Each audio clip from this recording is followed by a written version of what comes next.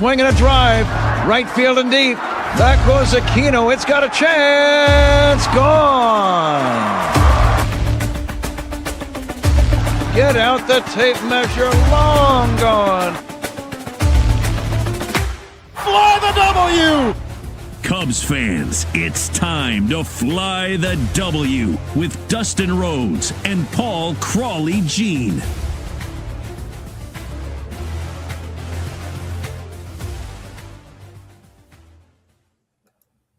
This is the Fly the W podcast, part of the Blue Wire Network. It's episode number 361. And Crawley, the Cubs offense has disappeared. Offense broke, as Theo used to say.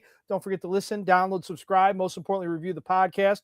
You can see what I'm up to on social media. You check me out, Mully and Haw on X.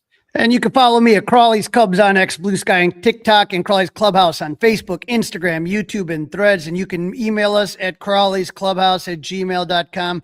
Dustin, there's still one more game in this series, but we didn't have a good feeling going into this one.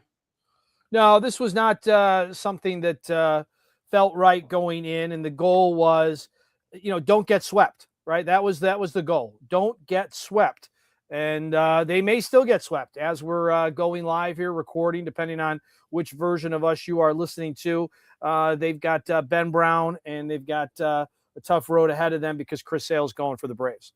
And again, this is another 39, 38-year-old guy like they faced off against DeGrom that just still has all these years. I mean, it's so impressive when you get these guys like DeGrom or Verlander, Scherzer, or Chris Sale. It's just unbelievable. But we were concerned, and this is what we said as far as our predictions. Collins 2-0 lifetime against the Braves with a 3.97 ERA in 6 starts. He made one start against. All right, let's predict it, Crawley. We got 3 big games coming up, starting on Tuesday. Pitching matchups are interesting. I'll go first. Don't get swept. Don't get swept. I think they win the first game. They lose the second 2. So I got them going 1 for 2, winning Tuesday, losing on Tuesday. Winning Tuesday, losing Wednesday, losing Thursday. 1 and 2. I have the Cubs losing 2 out of 3, but I believe that the Shota Imanaga start is the one they're going to win. I think if the Cubs somehow take 2 out of 3, they're going to win Tuesday, Wednesday. I don't think it's going to be pretty versus Chris Sale. I would totally agree. All right. Yep, I felt good about the Shota start, and Shota held up his end of the bargain. Unfortunately, as the title of this episode, offense has disappeared, right? Yeah, it's just not there right now. I mean, we're going to go through a couple of the games, but they have 5 hits in 2 games, and Bregman, who got the day off on Sunday, we wondered if that could help, and apparently it has helped him. And I asked the question today on the Mully and Haw show, Crowley. I said, you can't give everybody the day off now, right? But who might you give the day off against Chris Sale? So obviously, a lefty batter, right? Give a lefty batter off against Chris Sale. You want to load up the right-handed hitters. Obviously, Moises Ballesteros, I'm guessing, is not playing. I think the lineup just came out, if I'm not mistaken. Yeah, it did. And so DHing tonight is Seiya Suzuki. Matt Shaw is in right field. So I did, Alex Bregman's playing third, Haps in left. Miguel Amaya is back behind the plate after a couple of nights off.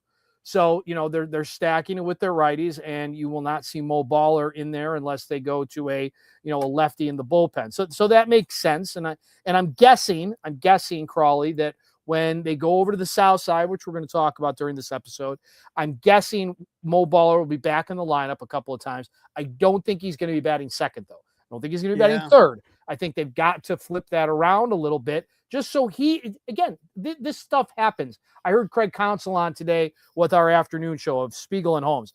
And Craig basically said, we need Moise's balls to find the grass. Like that's what, you got to put the ball in the grass or out of the park. That's fine too. But, he is just hitting it super hard and just in the wrong spot. And so, he's not striking out a ton. He's making good contact. He's hitting the crap out of the ball. His exit velo, and I'm not like Joe exit velo, but the exit velo is pretty good. And eventually it's going to come around, right? I mean, you would think. I mean, that's just one of the problems that's going on here with the offense broke. But again, you lose a game. Let's just go through it, right? Let's go through this game. The first game, Colin Ray, Grant Holmes. Cubs dropped this one 5-2. They get 2 runs on 1 hit, and it was a solo home run. But let's get into it. Key number 1, Crawley, is what we're talking about. 1 hit, 1 freaking hit.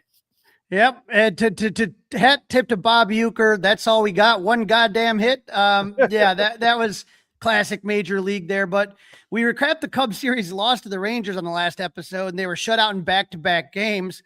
We also talked about 5 players being on the cold list when it comes to hitting. Well, more of the same in the opener. The Cubs only had 1 base runner through the first 3 innings against Grant Holmes, of all people, on a walk. Cubs hadn't scored a run since the 7th inning on Friday night. It's a 23 innings without a run, the most consecutive innings without a run since a 24-inning span, August 31st to September 2nd, 2019, which I thought was interesting just because that was, still a pretty good team to go that long. Just kind of shows you it happens. But the streak did come to an end when Alex Bregman hit a solo home run with 1 out in the 4th to tie the game at 1. The next batter, Ian Happ, battled to draw a walk, and then Grant Holmes lost the strike zone, right? I think he got nervous after he gave up the home run to Bregman, and so he threw 8 straight balls. You load the bases one out, and then this is what you were talking about, Dustin, about Mo Baller, just, bad luck. I mean, that's really what it comes down to. He sits there, you got the bases loaded, he hits one 107 off the bat. The Braves were able to get, but it doesn't go out of the infield. And the Braves are able to get the lead runner at second, but a run does score, Cubs up 2-1.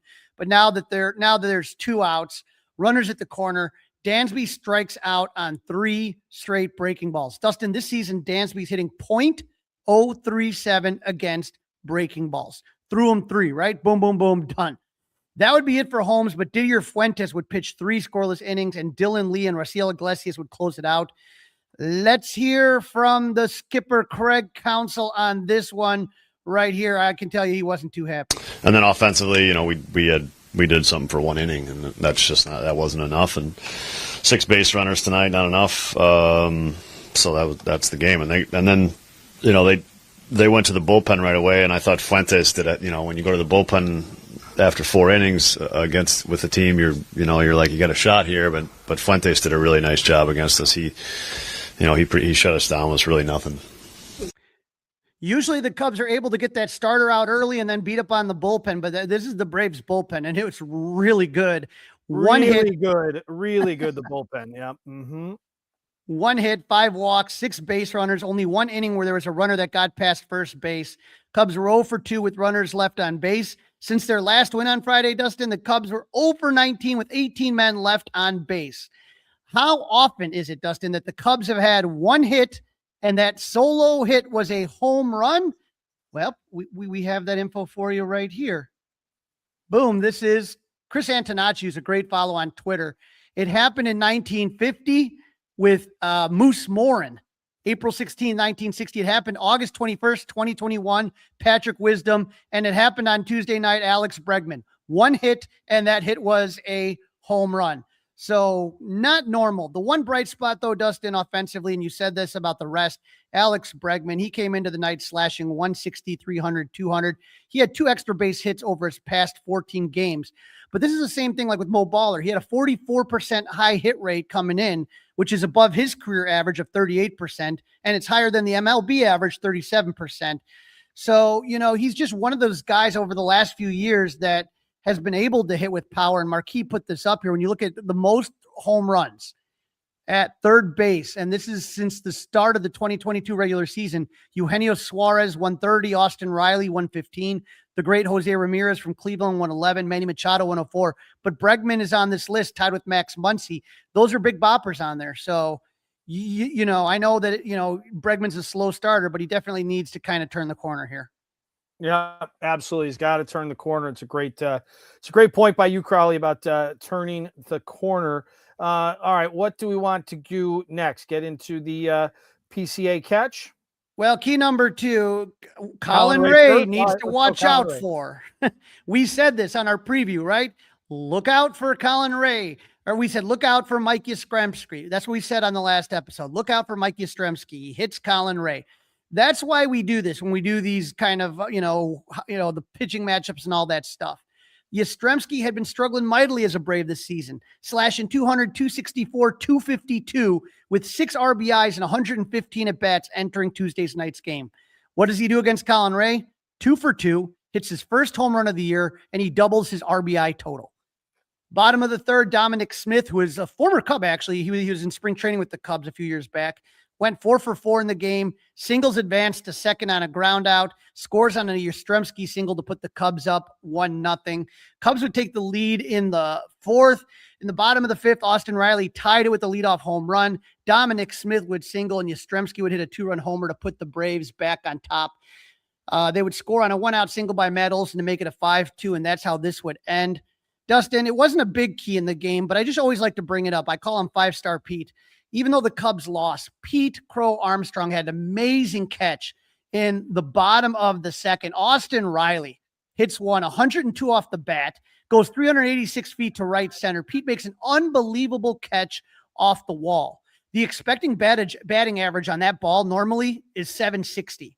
It would have been a home run in 4 parks. Again, regardless of what he does at the plate, Pete is must-see TV when playing defense. He leads all outfielders in outfield catch probability with 10 outs above average. So again, if he get any offense he gives you is just gravy, but just to watch this kid play in the outfield, to me, is just it's such a pleasure. I've never seen an outfielder in my lifetime with the Cubs as good as PCA, not even close. Yeah, it was an amazing catch, and both Pat and Ron and the TV crew, your guy Alex Cohen, they both had very, very good calls on that home run. Cohen called him PC awesome with that catch. It was a great catch. It was one of those ones you jump off the couch or wherever you're consuming that game. It was really, really good. All right, game number 2, and this was the game last night. This was the Shota Imanaga game, and this was the game that you and I felt the best about because they were going up against a young guy who walks more guys than he strikes out. He's going to be a good player, but he's just got a ways to go because he's a young guy. I think he's their number 2 prospect in the Braves organization right now. Yeah, again, they knock him out early, not able to do anything. But I've said it once, I'll say it again. Shota is clearly the ace of this Cubs staff.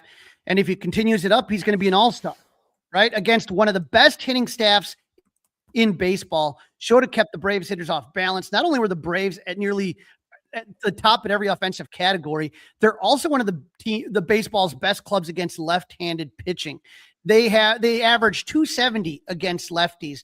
And so, Shota went 7 innings, gave up 2 runs, 1 after he exited the game, 5 hits, no walks, and 6 Ks.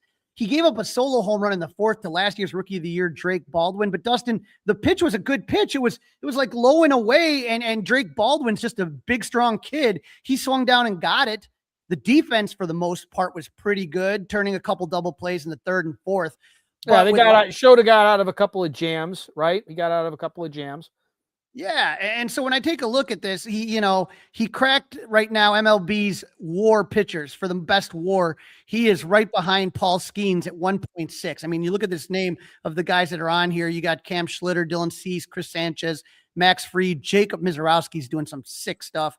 Davis Martin, who we're going to see this weekend at the South Side. That's not a treat right there. That's not a treat. He's playing really good.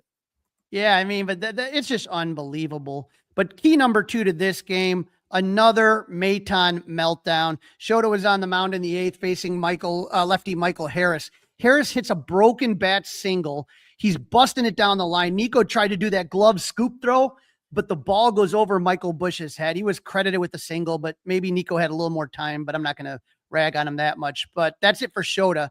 In comes Phil Maton, and we mentioned he was doing pretty good. Why?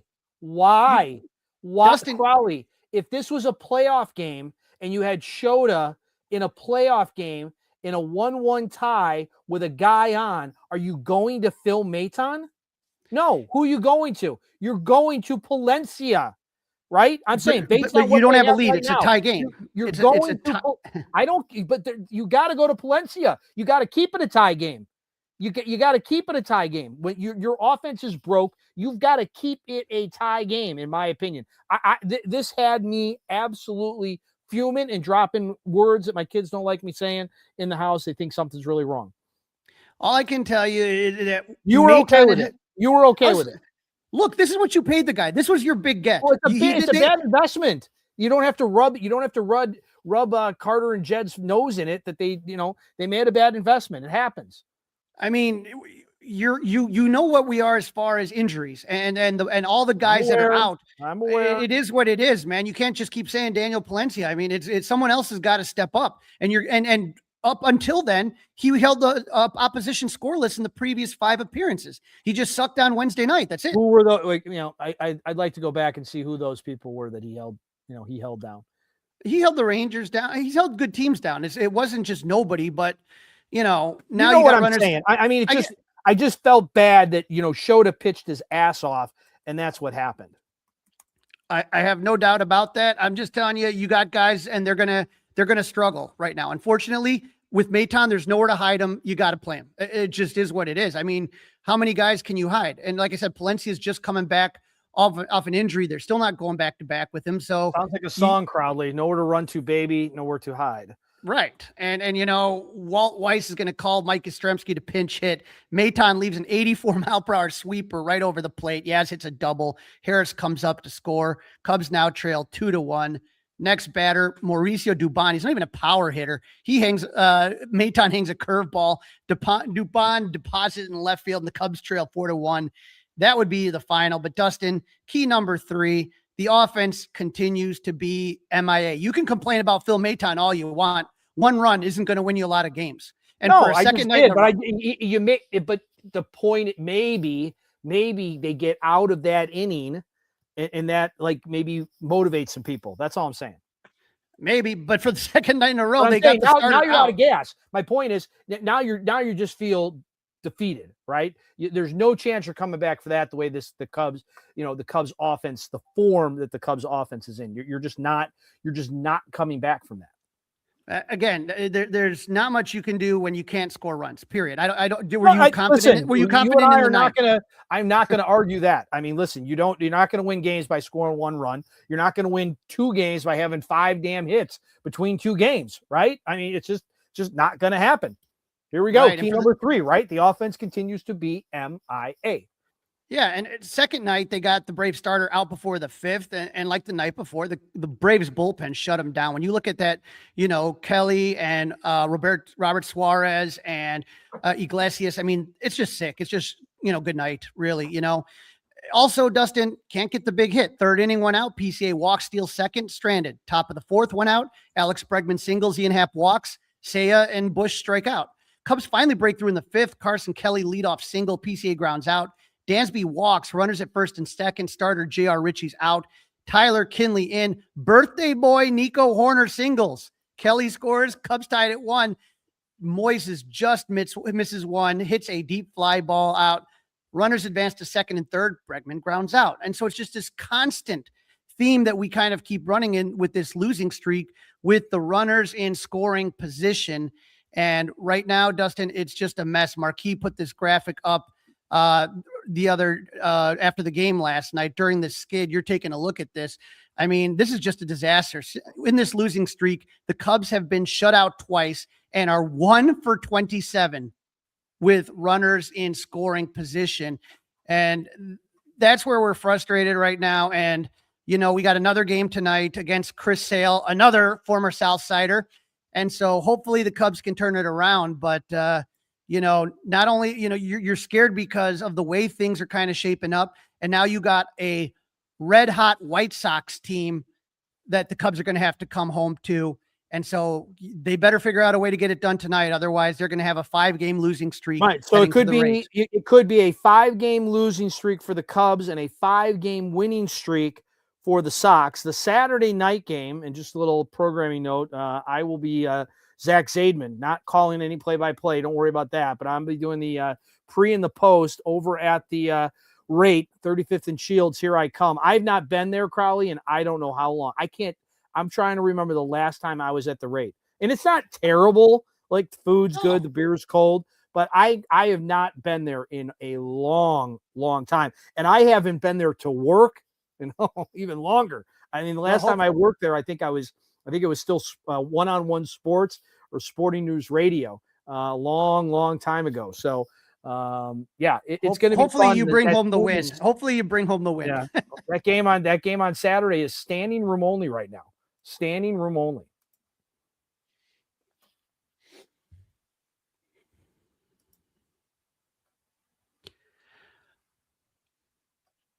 All right. You are listening to the Fly the W podcast. We are part of the Blue Wire Network.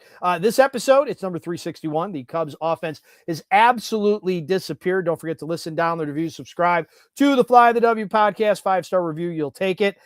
Email us. Sure, email Crawley's Clubhouse, gmail.com. Watch us, as you might be right now, Crawley's Clubhouse on the YouTube page, joining us to preview the Crosstown Classic on the South Side. We're just talking about it. Got Josh Nelson from the Sox Machine podcast. If you're a Sox fan, this is can't miss stuff. We have the guys from the Sox Machine on, Mully and Haw, every once in a while. And Josh is kind enough to join us on the Fly the W podcast. Josh, how are you?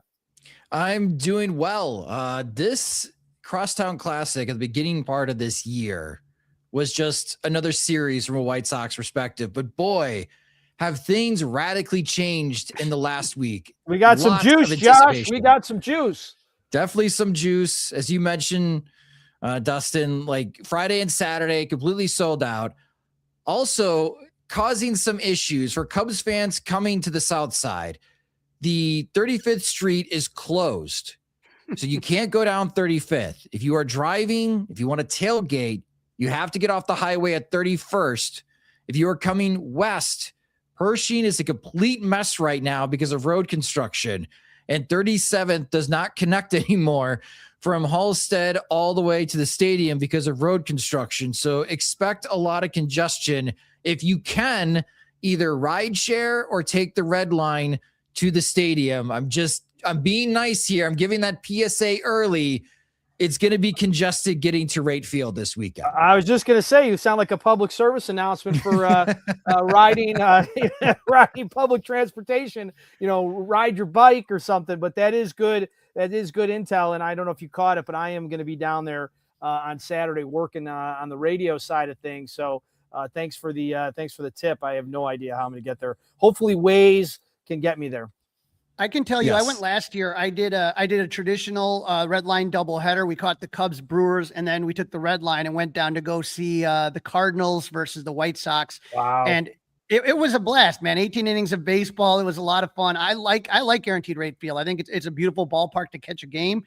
And it's always got some energy. And like we talked about, a little bit of juice here. But I got to ask you, Josh, I met Will Venable a few years back at Cubs spring training and got to talk to him. And it was clear back then that this guy was groomed to be a manager one day. And when he took the Sox job, it was like, ooh, is this the one you want to take, buddy? But something's happening at 35th and Shields. What does Will Venable bring into this team? He told us in the winter meetings when he was first hired that his leadership style is leading by empathy.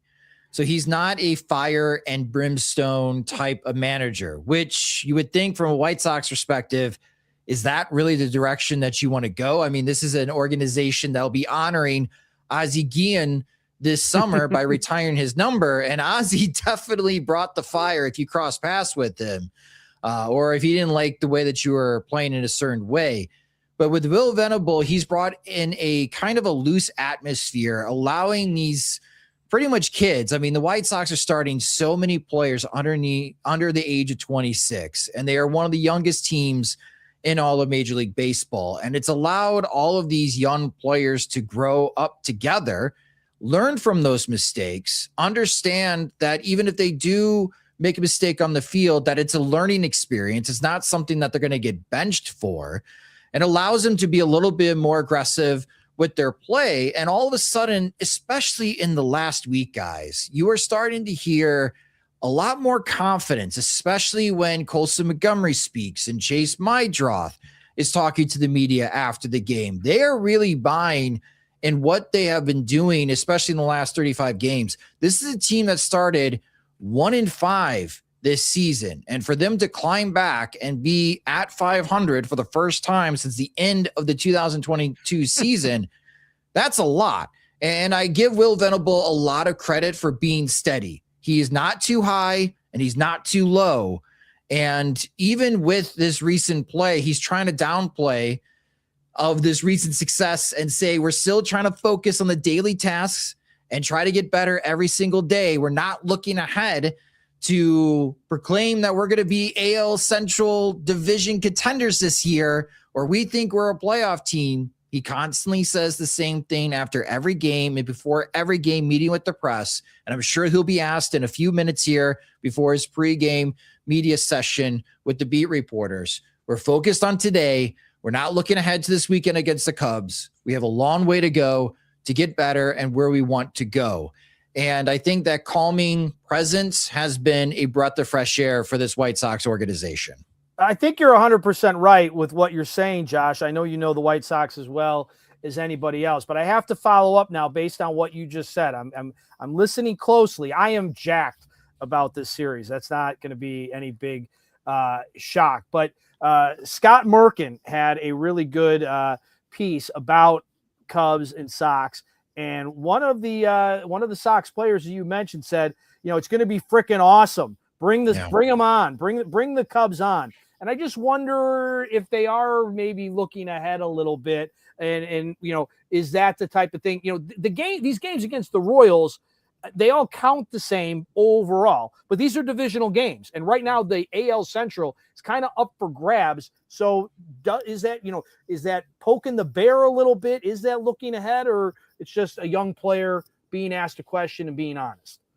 That quote came from Colson Montgomery, and I think Montgomery's ready, and he's one of the leaders clearly of this White Sox team, and he wants everyone to buy into the fact that we can play just as well as the Chicago Cubs. It is one thing with the Kansas City Royals, and you're absolutely right, division rival. The White Sox in 2024 and in 2025 were combined 4-22 against Kansas City. They are 4-2 this year. So the fact that they have already matched their win total against the Royals the last two seasons absolutely amazing. Absolutely amazing. Step forward. But I think they want that challenge now because it's really difficult to not look ahead and see that they have a key divisional week coming up in which they play against the Minnesota Twins and the Detroit Tigers for 9 consecutive games. That's a tough stretch. The White Sox are going to have what the Cubs are dealing with right now, in which they have to play Atlanta, the Dodgers, and then go to Yankee Stadium. So that's an incredibly difficult 9-game stretch coming in June. But I think they're ready for a challenge. And for the White Sox perspective, this weekend is a proving ground. How good are we? Can we contend? And if there is a way that they can win one game or maybe even win this series against the Chicago Cubs, I just think that's going to fuel more confidence into this team. And they're going to really start buying that, we're not just a 500 team. We believe that we can make the postseason this year. Now, I got to tell you, one of the big things, that there's a lot of turnover with this Sox team, like Luis Robert gone, like kind of one of those last of the last pieces. And there's a lot of little good moves. Sir Anthony Dominguez, I don't know why the Cubs didn't get him. Luis Angel Acuna, the trade. But obviously the one that everybody's talking about, and I think something that Cubs fans are going to be very interested in when they go into the South Side, is taking a look at Munetaka Murakami. I mean, the Cubs have had their share of Japanese players as well, but this guy seems to be a lot of fun, and it looks like there's a lot of MLB teams kicking themselves in the ass for not signing this guy. Yeah, the story is fascinating because during the spring training media day, the assistant general manager of the Chicago White Sox, Josh Barfield, explained that the story was like 3 days before the deadline, the White Sox made their proposal official, 2 years and $34 million. 2 days later, so the day before the deadline, they're asked if they can jump on a Zoom call with Munetaka Murakami as he's in Tokyo. And then a couple of days later, the deal's done. Like, this wasn't some months and months of courtship. This was kind of a Hail Mary offer the White Sox made. And according to Munetaka Murakami, it was the best deal available. And to your point, now here we are in the middle of May, and everyone's like, no, Mooney was definitely worth the 5 years, $80 million, or maybe even up to $100 million. His profile is very similar to Kyle Schwarber. Yeah, it's a lot of strikeouts, but he draws a lot of walks, and that power is absolutely legit. And it's a difference maker for this White Sox team. And with the way that Colson Montgomery has been hitting, and now Miguel Vargas has been hitting, it is plausible that the White Sox with Murakami, Montgomery, and Vargas have 3 hitters in their lineup that could hit 30 or more home runs this year.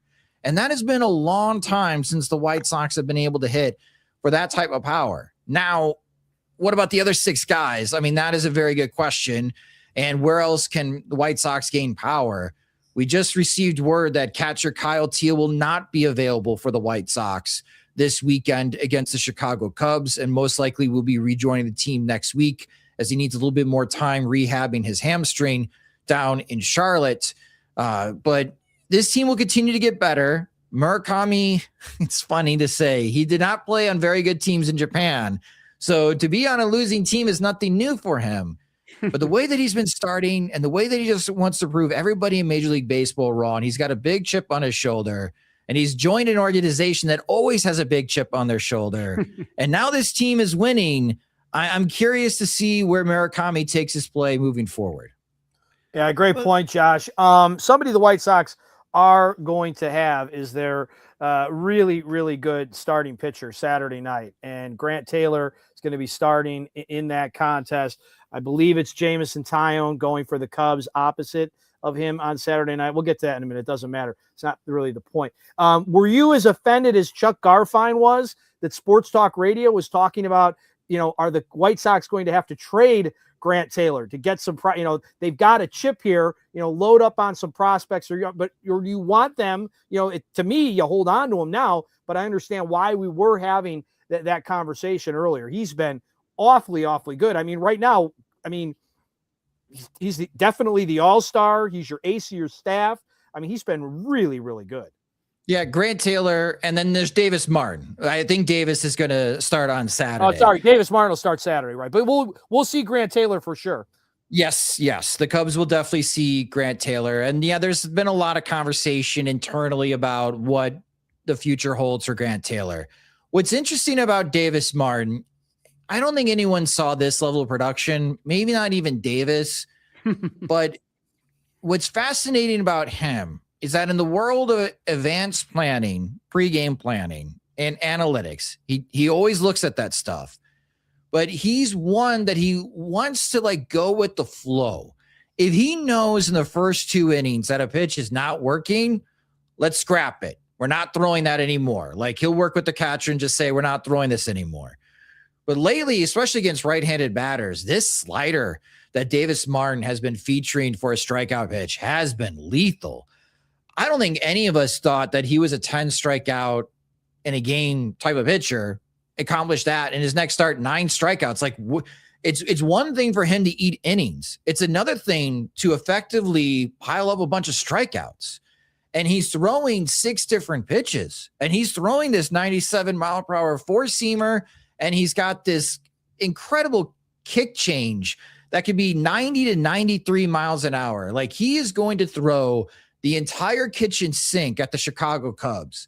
And when people bring up the whole trade aspect of Davis Martin, I don't think he's going to get dealt because he's cheap, Dustin. The White Sox. Yeah. Jerry Reinsdorf, he hasn't hit arbitration yet. Why would I trade him? He is cheap. Yeah. Good point. So Good I point. I think for Cubs fans, what to expect against Davis Martin, especially the Cubs hitters themselves, that it's going to be difficult to really focus on one pitch coming into that game. I think they're going to have it's the whole sports analogy, a boxing match in which you kind of have to feel out what Davis wants to throw at you early. It will be key in that second and third time through the order if they could really focus on one particular pitch that they want to jump Davis Martin. If it is that fastball, or if he just doesn't have the slider, if he hangs a slider, can we make Davis pay? But he's been fantastic, and we'll see if Grant Taylor piggies back on Davis Martin. Taylor, he might open in this series. I doubt it. I think they're gaining more confidence that Eric Fedde will start on Sunday, but Grant Taylor in any high leverage situation this series is going to be the first reliever coming out of the bullpen for the White Sox. Well, I'm looking, and you know the old saying. Sometimes it's not who you play; it's when you play them.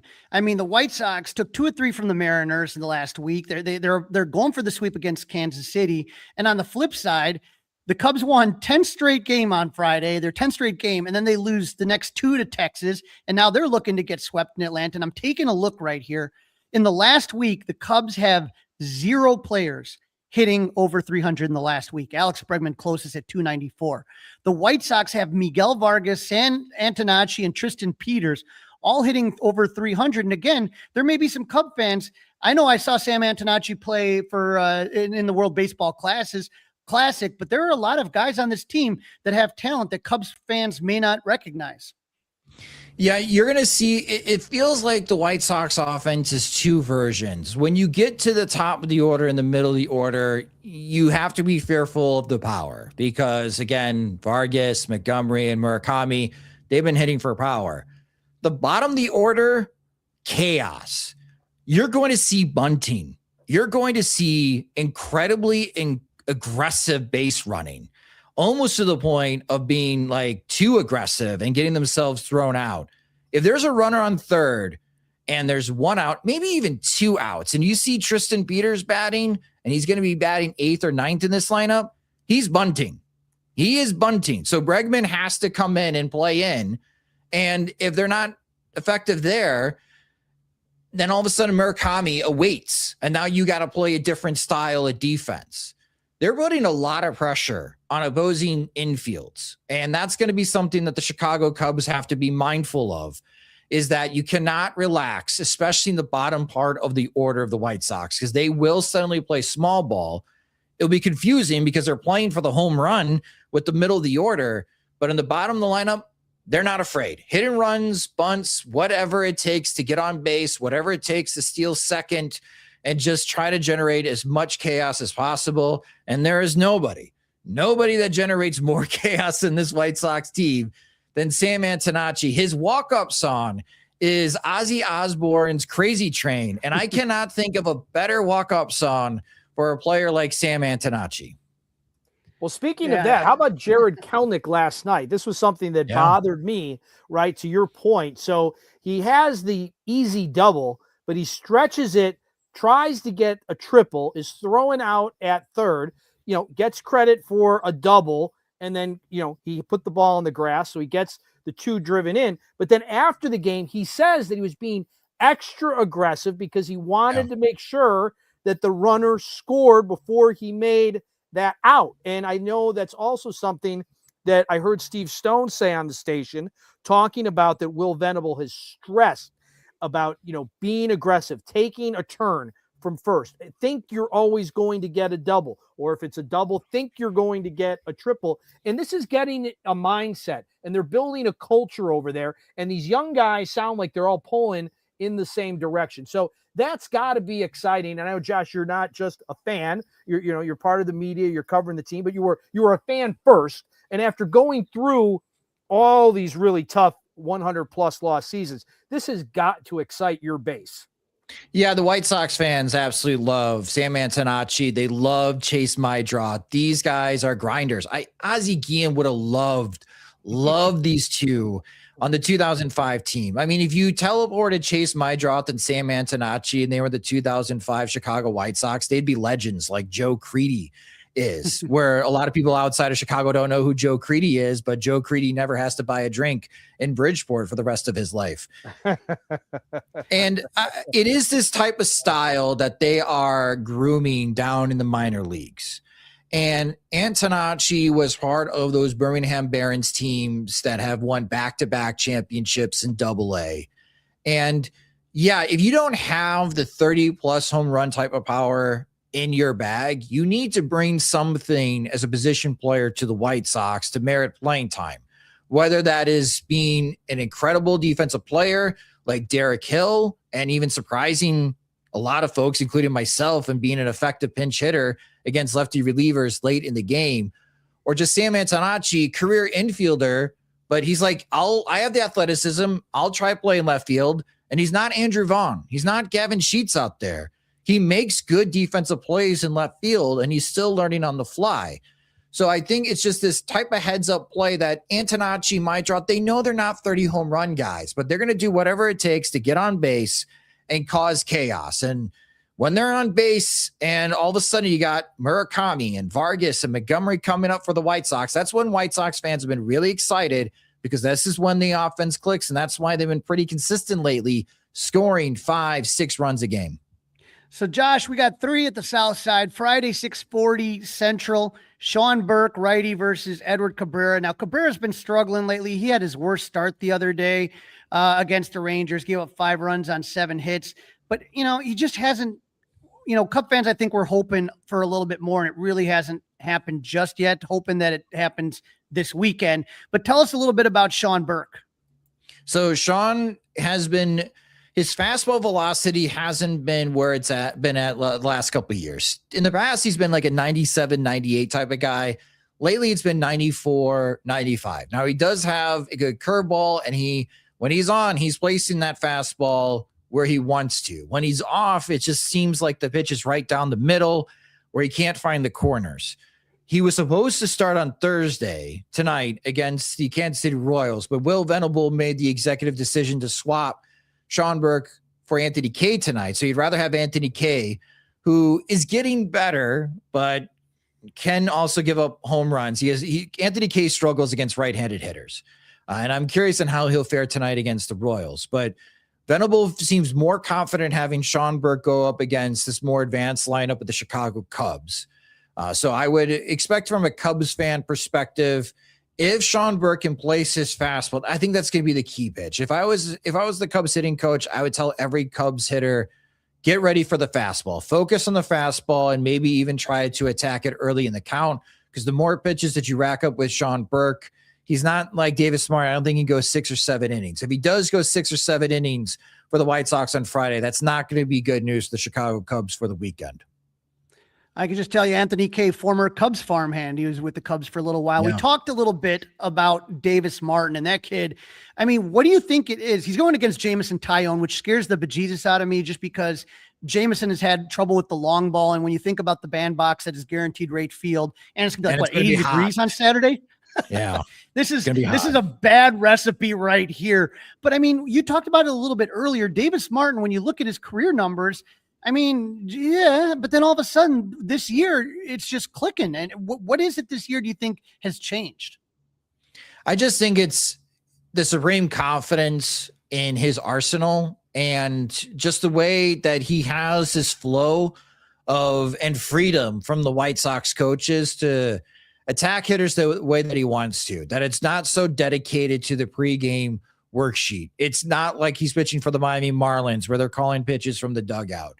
That he is in control and he understands his stuff better than ever. His stuff is working, and he's got a good working relationship with the White Sox catchers, both Edgar Caro and Drew Romo right now. But for me, the right hand, so that lefties cannot hit this changeup. So Pete Crow Armstrong, I wish you the best of luck, man. If you get behind, the changeup is coming. But for the righties in this lineup, they're really going to have to not get in counts where this slider is coming. And he doesn't throw the slider that often, but it's so tough, as you guys know, that when you are hitting and you know the pitcher is going to throw 96, 97 at you with a four-seamer, and he's willing to throw that pitch at you with 2 strikes, but this slider just is so effective and just dips right out of the corner at the last second.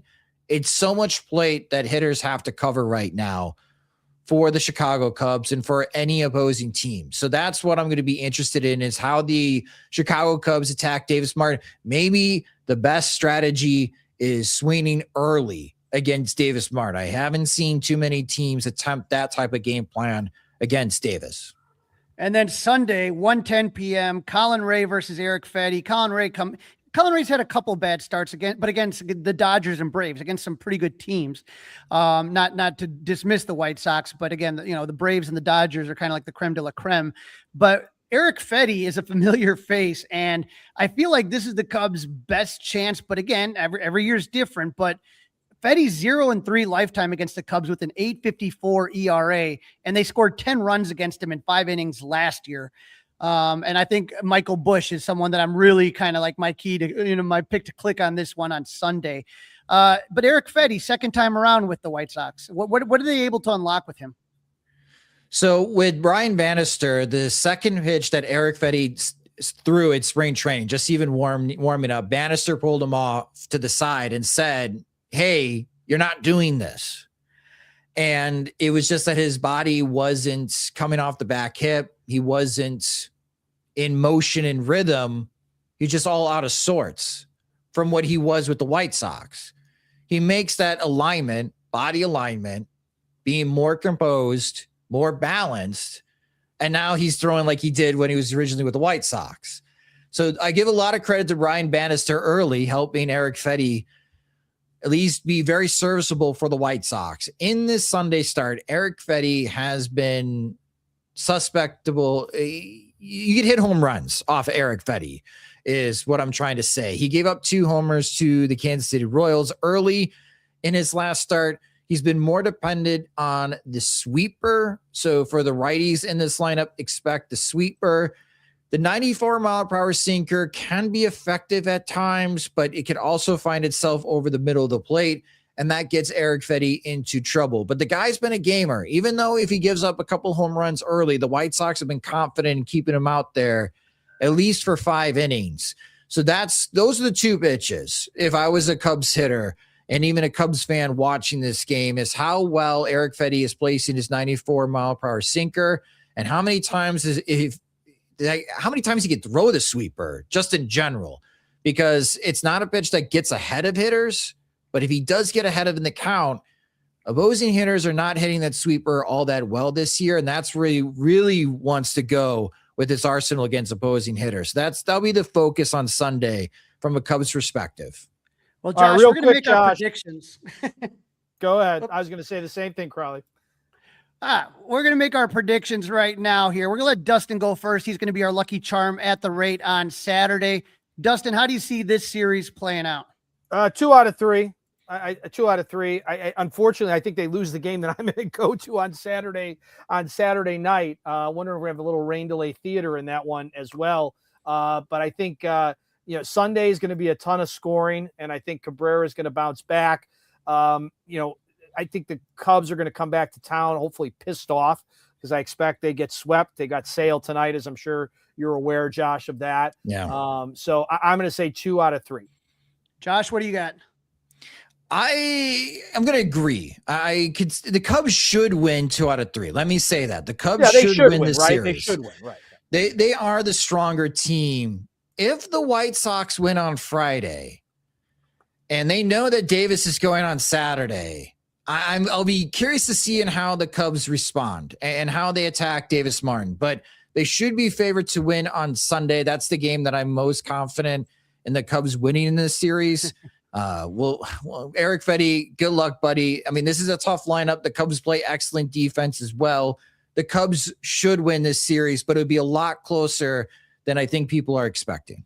I'm going 2 of 3 also, just because I don't want to lose my Cubs card if I pick the White Sox. But I am very nervous at this point with how well the White Sox are playing and how poorly the Cubs are playing. It's just a bad time to meet up. And I think I still have PTSD from 1999, I believe it was, when all of a sudden the Cubs were rolling and the White Sox swept them and the Cubs season just went. So I'm still going Cubs 2 out of 3. But I am very nervous just because I think that the Cubs are a better team right now. But I think that the White Sox are catching the Cubs at the right time. Josh, we appreciate you jumping on so much. Where can our listeners find your work, and where are you on the socials? Yeah, you can read and watch everything that we do on SoxMachine.com. We've been doing a lot of post-game videos as well. So if you want to hear the comments from both the players and the managers, you can check out those videos as the White Sox are at home on our YouTube channel at youtube.com/SoxMachine. And we're on all the social media platforms at Sox Machine. Well, we appreciate you jumping on, buddy, and we'll see you when you guys come to the north side, all right? Sounds good. Thank you so much for having me. Thanks, Josh. Josh, a really great guy, Crowley. Thank him for his time. If you just joined us, you're listening to the Fly the W podcast. It's episode 361. The Cubs offense has disappeared. Crowley saved his Cubs fandom card by not going against the Cubs in this series. Crowley and I both say 2 out of 3. Josh says 2 out of 3 for the Cubs too. And now I'm extra nervous, Crowley. Now I'm extra nervous. And I think Josh was right. I think the series hinges on the Friday night game over at the rate. You want to get into some standings, or you want to do some power rankings? Where do you want to go to? We got a little bit of everything. We can take a look at the standings, just because anytime the Cubs are in the first place, I'd like to see that. They are in first place, but they've lost 4 in a row, 6-4 in their last 10. The Brewers are back to life. Thank God Gavin Sheets, who Josh talked about, hit that home run against the Brewers yesterday to keep them 2.5 back. Cardinals, Pittsburgh, and the Reds, every team in the NL Central still over 500. When you talk about the power rankings, these came out Monday. Remember, the Cubs were just coming off that 10-game win streak. They had the Cubs in first, Braves in second, Dodgers third, Yankees fourth, Rays fifth, Brewers sixth, Padres 7th, Cardinals 8th, Pirates 9th, and A's 10th. But you still have 4 NL Central teams in the top 10 power rankings by MLB. Obviously, the Cubs are going to be dropping a whole bunch once. Ooh, hopefully not too much by the time we get to the weekend. Like the Hindenburg. Hopefully not too much. We do have some roster moves. Caleb Thielbar, left hamstring. He threw on yesterday on May 13th in Atlanta. Everything went well. So the Cubs are going to be scheduling Thielbar's rehab appearance this weekend, whether he goes to Tennessee or Iowa. But we talked about, Phil Mayton. I would, when Caleb Thielbar comes back, I will feel so much better. And that can't happen. That cannot happen soon enough. No, it cannot happen soon enough. And hopefully, like I said, right now, the only guy I 100% trust is Hobie Milner. I don't feel like Daniel Palencia is 100% yet. Right now, if you told me, who do you trust to get 3 outs? It's Hobie Milner. That's who you got. Nobody else. If Caleb Thielbar comes back that's very sad. By the way, that's sad. It's a sad state of affairs. It's also a team that's dealing again with a ton of injuries. These are guys that are when you talk about losing Thielbar. Riley Martin was pitching well. Hunter Harvey. We haven't even he's God knows when we'll see him. We may not even see him again. To be honest with you, this is a guy that's had such an injury history. So, this is not the bullpen that they were expecting to be rolling out. It's the one they got, unfortunately. Yep, absolutely right on that, Crowley. No doubt about that. The Cubs did try to add some depth by signing former White Sox. How apropos is this with the Crosstown Classic? Pretty interesting, the time of this, right? Mm-hmm. A little Liam Hendricks. Here's what Craig Counsell had to say on Hendricks. Yeah, we signed Liam. He's going to go to Arizona for a while, then ramp up, and then, as soon as we can get him to a place where he's ready to compete, he'll go to, likely in Iowa, and, then just progress from there. It's essentially just depth right now and taking a shot at somebody who's had a lot of success and see what happens. But he's going to have a ways to build up. Yeah. Is that the best way to characterize it? You guys are taking a shot with him. This is a release player, and right now at this point in his career, and he was ready to sign and had some interest, and so he's going to get a shot. How about that? He had some interest. Almost sounds like he called them. Who knows? It's at the point right now where you've seen some moves this last week. Liam Hendricks, the Cubs got Tyler Ferguson from the A's for cash, just paid him some cash. But at this point, Dustin, this goes to where you're talking about the state of the bullpen right now, is that they're hoping for a miracle, and it's happened in the past. A couple of years ago, Tyson Miller was that guy. Last year, Drew Pomerantz. Nobody thought Drew Pomerantz was going to be anything. Turned out to be one of the most important guys in the bullpen last year. So they're going to roll the dice. Now, Liam Hendricks isn't anywhere near ready to pitch. He obviously beat cancer, which good on him, and had some other injuries. But he's hopefully a guy. He's been in the big moments, right? He's been in the big moments, and you just hope that somehow, some way, health comes back to him and you catch lightning in a bottle. That's what you're doing with these Tyler Ferguson, Liam Hendricks type signings. You're just praying to God that someone somewhere is going to give you a season you didn't expect, because it looked like, oh, Riley Martin looked like one of those guys, and then he gets injured. It just, you don't have anybody right now.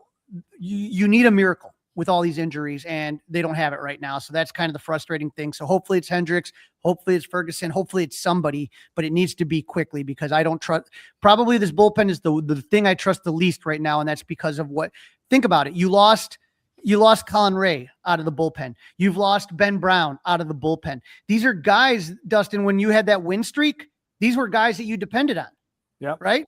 Yep. Like Ben Brown was the one that put out how many fires? If you'd have told me last night it's a 1-1 game, I think Ben Brown goes 2, maybe 3 innings in that situation. He's not available because he's pitching today against Chris Sale. So the bullpen, just by the injuries in the bullpen and the injuries to the starters, you know, when you have Javier Assad comes in, he's coming in for 3, maybe 4 innings. He's not going to be available for a few days once he throws those pitches. So it's slim pickings down there. So that's why, again, when you say Phil Maton, when you say Jacob Webb, these are not guys that would be the first, you know, in that situation that Craig would say, this is who I would preferably call out there. It's who he's got. And that's where we're at. Yep. No doubt about that. All right. You got a little nugget for everybody on MLB attendance so far? Yeah, with MLB attendance, it's been interesting just kind of taking a look at the numbers for 2026 as far as the percentage right here, stadium capacity so far. The Cubs are at about 79-80%, which I'm not shocked with just because of the weather at the beginning of the season. There were some miserably cold games. But I got a feeling the Cubs will be back up where they normally are, which are the top 5. But if you take a look, you got the Padres have been jam-packed, the Blue Jays coming off the World Series, the Dodgers, of course, the Red Sox. The Phillies at 90% is a little bit surprising considering the season they've had so far, but the White Sox at 43%. But, you know, the tickets on the secondary market for this weekend series are nuts. And if they keep playing like they're playing, that's going to go up. Dustin, we did have some frustrating news. We talked about Kyle Hendricks going to the Tigers. What about Jason Hayward, his old teammate, signing for a front office job with the LA Dodgers? I mean, Dustin, this is the 10-year anniversary. This is supposed to be the big hoopla. And all of a sudden, well, Kyle Hendricks is with a different team. And now Jason Hayward's with a different. These are guys that I thought would be part of the Cubs organization for many years. The respect that they had for Jay everywhere he went, Atlanta, St. Louis, the Dodgers, anywhere that he's went, he was well respected by the organization. Kyle Hendricks, everybody knew one day he was going to be doing something with the front office. There was never a question. And the 10-year anniversary year, both of those guys are going elsewhere. What do you think is going on here? Yeah, you know, it's funny, Crawley. You know, certain things bother certain people in different ways, right? This one, I can't jump. I could give a rat's ass right now that Kyle Hendricks is with the Dodgers or with the Tigers. And I could really give a rat's ass that Jason Hayward is with the Dodgers. I don't care. I don't know what the drama is. And if you're not watching us, Crawley's giving me bitter beer face on Zoom or Twitch or whatever we want to call this, StreamYard, whatever we're broadcasting on. This is one, and again, these roles could be reversed. I'm sure there's certain things that I say that drive, you nuts, and you're like, who gives a rat? I appreciate you care. I appreciate people care about things. This is just one I can't get on board with. I just don't care. When you think about an organization, in my viewpoint, and listening to the Lovable Reunion podcast, I listened to Joe Madden, I listened to Maley, I listened to Hensky. You can never have too many good minds. You can never have too many respected players in your organization. And imagine if all of a sudden Kyle Hendricks is going to South Bend, is going to Myrtle Beach, is going to Iowa and talking to some of these players. Maybe he catches a bullpen and sees something. How many times have we been out to Mesa? And when you go out to Mesa, there's Sutcliffe, there's Fergie, there are old Cubs there that are giving their input. And Kyle is a very cerebral guy. And I remember when he was in the tail end of his Cubs career, all the players, all the young pitchers would want to have the seat next to Kyle Hendricks and pick his brain. And here's how he would attack opposing hitters and his mindset going into things. Jason Hayward, here's a leader. This is a leader. Say what you want about him as a hitter. I don't care. I'm just talking about a Oh, no, guy. you're not wrong. He's a leader, right? I want these guys.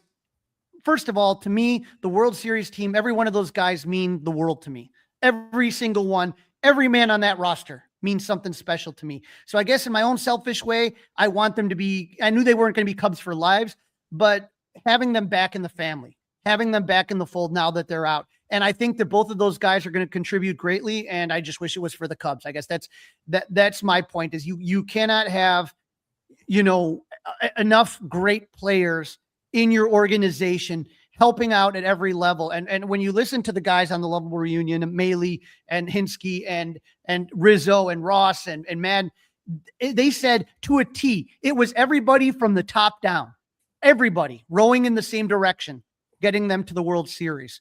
And to me, everybody in every single episode of that podcast, they've talked about the rain delay speech and the way that people looked up to Jason Hayward and the words that he said. And again, was it worth all the money that he got paid considering he didn't hit very much? Probably not. But you know what? You ask to a player, one of the best teammates they've ever had, and that's Jason Hayward. And what Jason Hayward's doing in the South Side of Chicago for underprivileged kids and the academy that he set up. This is a guy that commands a lot of respect. And when you talk about getting free agents, Dustin, these are guys that could be. I think Kyle Hendricks went on a couple recruiting trips with Jed. I think he went on a couple recruiting trips with Jed. If I'm not mistaken. Maybe he sees that there's more of an opportunity in Detroit than there is in Chicago, moving up the ladder. I don't know. I mean, let's put it this way. Do you think the Cubs were being cheap? Do you think the Cubs didn't offer him a job? I mean, what do you think blocked it? My understanding is both the Cubs offered both guys jobs, and they did not take them. So I don't know. Now that's interesting. They both offered, and they didn't respond. That to me is interesting. They turned it down. And I want to say it was Jesse Rogers who said that the White Sox asked about Jason Hayward too. So it wasn't just like one team. There was a lot of people looking for Jay-Hay to be part of the organization. And so that's the only thing I'm just talking about is I want the Cubs to be a destination where people said, I want to be a part of this. There we go. The Cubs, here we go. Jesse Rogers. Cubs spoke with Jason Hayward and Kyle Hendricks about rejoining the organization. They both went elsewhere. The White Sox also talked with Hayward. So these are guys that were in demand, and they're not on the team. So it wasn't like the Cubs didn't want them. So to me, that doesn't look good on the organization. I want this to be a destination that players, both past and present, want to come back to, and is a place that when young kids come out to Arizona, 17, 18-year-olds, they got guys like Jay-Hay and Kyle Hendricks waiting for them on the backfields. It makes a difference. I've seen it firsthand. And so for me, it's just a little frustrating. I want the Cubs to find their offense specifically at 35th and Shields, Crowley. Well, we've made our predictions, and hopefully they come true. And hopefully tonight the Cubs can somehow manage to get one off Chris Sale. It's not going to be right. easy. At least get to Sale a little bit, right?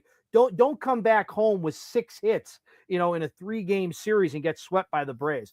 All right, Crowley, that's a wrap. Don't forget to listen, download, review, subscribe to the Fly the W podcast. Email us thoughts, questions, concerns, criticisms. Crawley's Clubhouse at gmail.com. You can watch us like you might be right now by subscribing to the Crawley's Clubhouse YouTube channel. Crawley, enjoy the games. We'll get together afterwards. It's going to be some nice weather, and let's enjoy it, and let's enjoy some good baseball.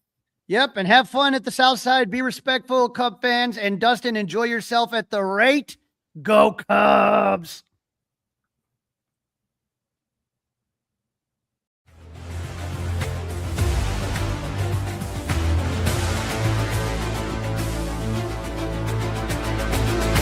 It's all over.